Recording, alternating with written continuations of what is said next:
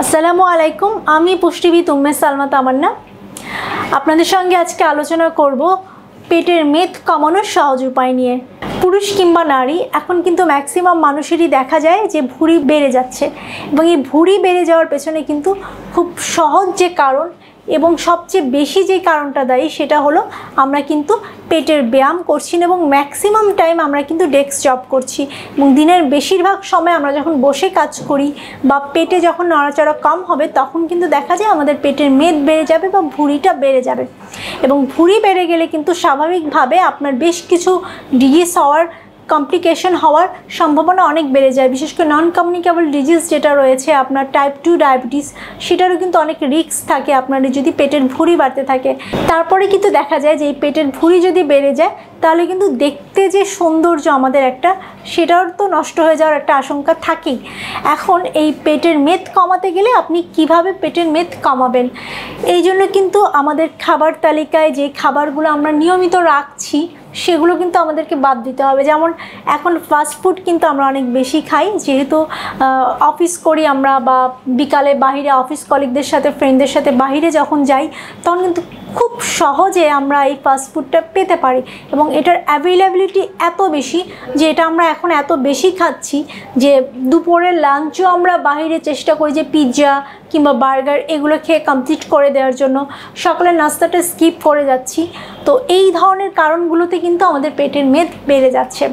তো আপনি পেটের মেদ কমাতে চাইলে প্রথমত সকালের নাস্তাটা কখনোই বাদ দেওয়া যাবে না। সকালের নাস্তায় আপনি শাক সবজি তো অবশ্যই রাখবেন, সাথে আপনি ওটস রাখতে পারেন, কর্নফ্লেক্স রাখতে পারেন এবং ডিম রাখতে পারেন, এবং 1 গ্লাস কমলা বা মাল্টার জুস কিংবা লেবুর শরবত রাখতে পারেন, যেটা কিন্তু আপনার স্বাস্থ্যের জন্য খুব উপকারী, যাতে একটা কমপ্লিট নাস্তা হয় আপনার সকালবেলা।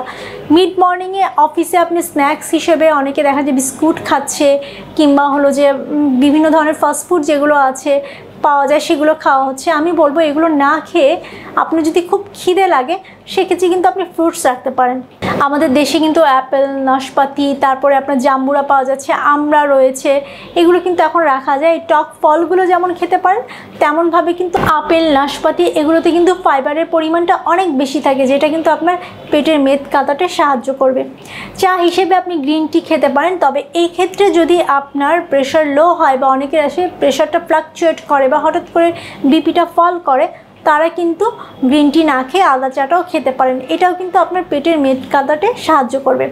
দুপুরের খাবারে ভাতটা আপনি খুব কম পরিমাণে নিতে পারেন, 1/2 কাপ থেকে 1 কাপ পরিমাণ ভাত, সেটা ব্রাউন রাইস হলে অবশ্যই বেটার। সাথে আপনি 1 বাটি পরিমাণ সবজি রাখতে পারেন, লাউ, পেঁপে, ঝিঙ্গা, চিচিঙ্গা, পটল, ধুন্দল রয়েছে, করলা রয়েছে, এগুলো কিন্তু পেটের মেদ কাটানোর জন্য খুবই উপকারী। মাছ মাংস অবশ্যই ভাজা বা ভুনা খাওয়া যাবে না।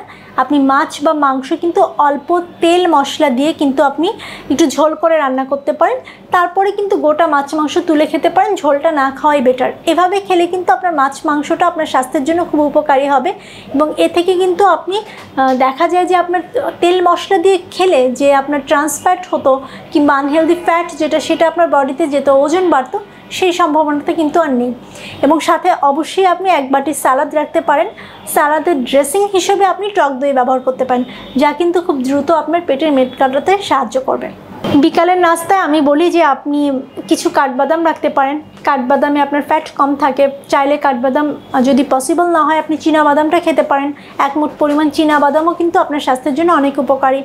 এবং সেখানেও আমি বলবো বিকালের নাস্তায় অবশ্যই আপনি ফ্রুটস বা শসা কিংবা গাজর এই ধরনের খাবার রাখুন, যা কিন্তু আপনার পেটের মেদ কাটাতে সাহায্য করবে।